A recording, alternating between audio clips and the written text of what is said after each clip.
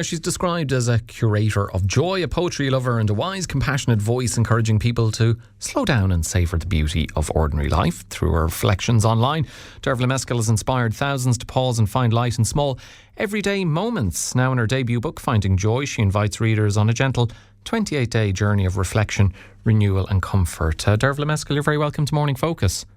Hi, Alan. How are you? Are you well? I'm very well. Do you know what? I actually feel a bit calmer having read that. I feel more serene.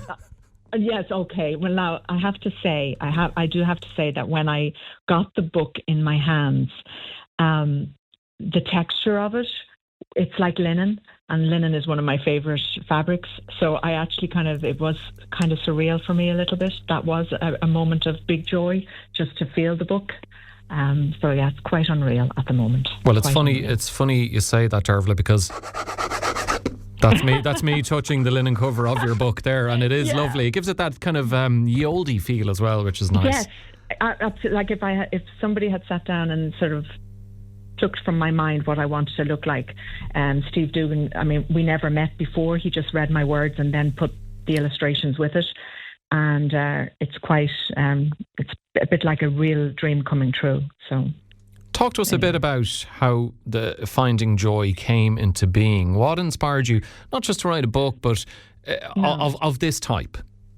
Yeah, I think, first of all, in my head, it never started as a book. It started as I need to get a handle on the busyness of my life and figure out that if I wanted to be at 6 pitches, I wanted to be present at those 6 pitches and not constantly worrying about where the next place was to be, which was kind of what was happening. I was full-time working, full-time mothering and trying to balance it all. And so I think Donnacha was about 14, and so he's my middle guy. And I was at the side of the pitch and I set myself a challenge with one of my friends on the side of the pitch that for 28 days, because I heard somewhere that you can get over heartbreaks and you can get over smoking and do amazing things in 28 days, that I would be able to start a practice of finding really simple joys in my everyday. And that's kind of where it started. So Donnacha's 27 this year, so it's that long ago. And I that's a really interesting point, because it kind of, to me, evokes modern day life for everyone, Dearbhla, and that almost that element of we can't see the wood for the trees. It's such a rat race that very few of us actually take the time to pause and enjoy those, moments you might ignore, or seemingly insignificant, quieter moments of solitude. The quiet. I mean, obviously, I did the practice on a phone. If that makes sense. I did it through an app, as in I started to write it on Facebook first and then into Instagram. And so it was public, and I was sharing what I was finding publicly, and it was resonating with people.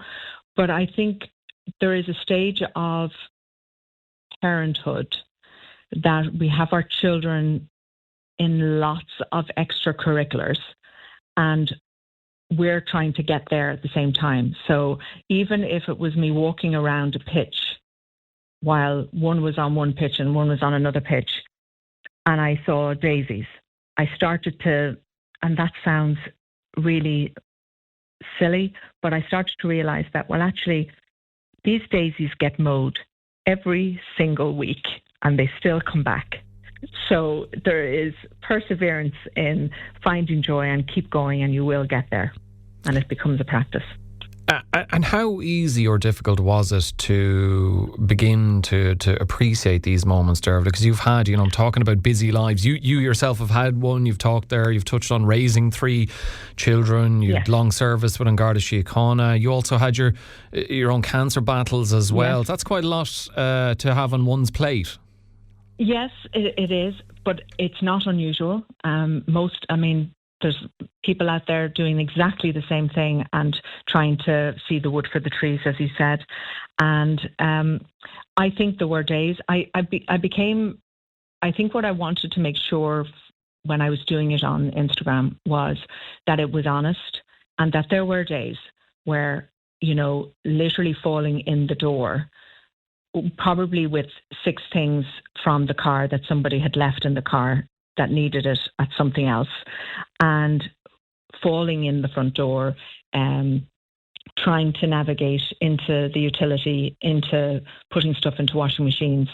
There was never, so Alan, in my house, we just did a cold wash. There was never a coloured or a whitewash because that just was too much work in my life. So I always prayed that nothing would run. So that was a joy when nothing ran in my washing machine, because everything went in one go. I didn't do the whites and the coloured. So there was, like, life was that busy that you just sort of hoped for the best, and a little bit of spit and polish, and the kids got out to school or got out into their lives.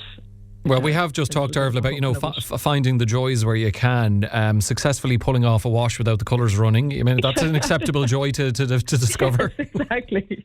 It's very basic. It's that basic. I'm just curious about the transition from the online to book form, Dearbhla, because you've built quite a loyal following online through your reflections and your poetry. But yes, when presented with the opportunity to turn it into a book, how different, or perhaps even maybe difficult, or maybe easy, was it to shape those thoughts into book form? No, that was actually scary, because I really, first of all, when somebody approaches you and says, what do you think? Would you like to do this? And I'm sort of going, that was never really wasn't in my wildest dreams. I handed over pieces. So I would write in a kind of like a journal. Not every day. I'm not an everyday diary person, but I would use a journal, and I'd have a notebook kind of with me, and then I'd use the notes app on my phone. So I started to put them together, type them up, and I sent them off. The biggest fear, I think, is when you send off something and you hope somebody likes it, because it's fine for the heart on the Instagram, people liking it, but when somebody who is a critic and an editor is looking at your work, it kind of does make it very scary and very real. So those few days of waiting while that landed, and then them coming back and saying, we love this, can you do more? And being able to go back to my diaries and find more and expand on ideas that I had. So sometimes it's just a line comes to my head that I see something in the garden, or and then I start to expand on that idea. That's how it kind of goes. So it was the scariest thing, handing your work over. But it must have been gratifying and a relief that they're coming back to you saying, have you got any more? Rather than, I don't know how much of an element of, can you drop this, or can you alter or edit this, was there? No, and that was that was another aspect to it, that my words don't really have commas and full stops and things like that. I wouldn't have been great at that in school. So it's kind of a flow, and I want people just to be able to read how they want to read it. So it was very interesting for Deirdre Nolan was my editor, and Lisa, to sort of say to me, are you happy with this? And this is how it's going. And I say, yes, that's exactly how I want it to flow. So it was very nice to see my own words and it not kind of really in any altered state. So it's kind of a very interesting process. I'd never experienced that. So it was quite an interesting process to watch it, and I went to the place where, sorry, Alan, I went to a place where the book came off the printers, and that was crazy. Like, that was just, I cried my eyes out. Your writing, Dearbhla, has been described as a literary hug, which I think would be high up there on the compliment meter. That's really lovely. Yeah, that's so lovely. And I've been getting such lovely DMs that I am trying to answer with people with their stories about how my words have resonated with them and in their lives. As you said, my life had, I was busy doing things, and then obviously got cancer, and very, very lucky I'm in remission. But there's people going through that right now, and so getting their messages in my message box is really, really lovely, and I am trying to answer them. But people are very kind, so kind.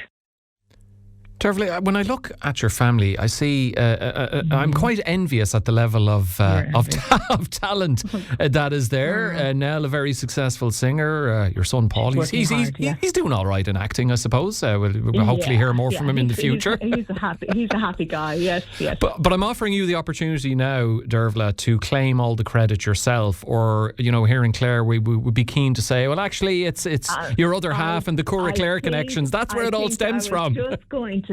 I was going to say, his Auntie Vinnie and Uncle Marty in the Queelies in Drummullihy would be saying there's definitely a bit of Paul's granddad, so Vinnie's brother, in him, very definitely. Paul's two brothers, my husband's two brothers, still live down there. So my kids, their memories of, going to Kilkee, jumping off the pier, playing soccer in the field beside their granny's house. They're very, I think they make, when you know where you come from, it makes for a very steady human going through life.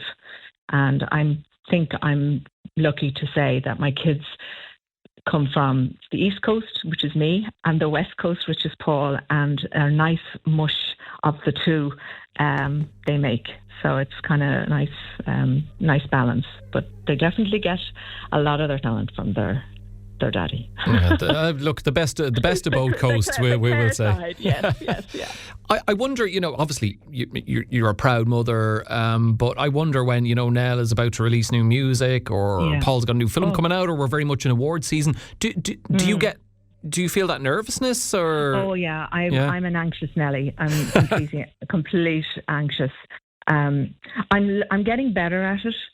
I am getting better at it, because I think for any parent, it doesn't matter if they're doing their piano or tin whistle recital in the parish hall, particularly if they like my children never practiced their piano, so it was always 5 minutes before their lessons.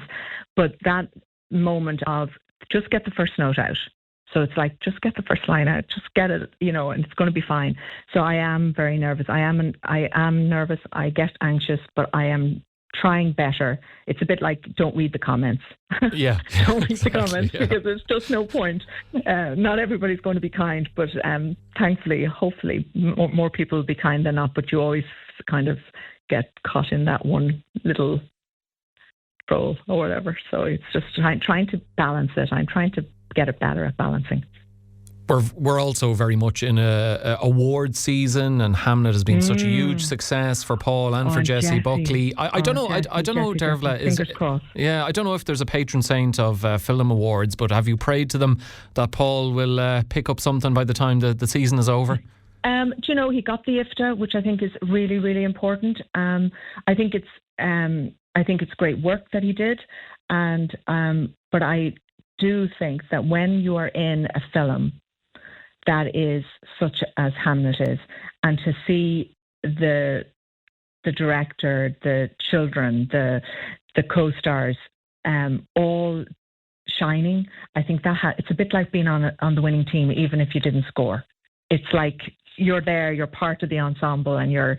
So I think being part of something is incredible, and I think Jessie is. Like I'm very lucky. I met her. I met her at the London Film Festival, and she is so lovely. That I'm so glad that Paul and herself had that connection and have a lifelong connection as actors going forward. It's pretty exciting, and all fingers crossed and toes crossed that Jessie does it in the Oscars. Yeah, well, look, they're both flying the flag for Ireland, and Paul also flying the Kildare and Clare flags as well. Oh, yeah. We wish you all the success with Finding Joy. Beautiful book and beautiful cover. Thank you so much. As well, Dearbhla. And I suspect that our listenership has seriously spiked in Cora Clare this morning. So thanks for helping us with that as well. And thanks for joining us this morning. Thank you so much, Alan. Thank you very much.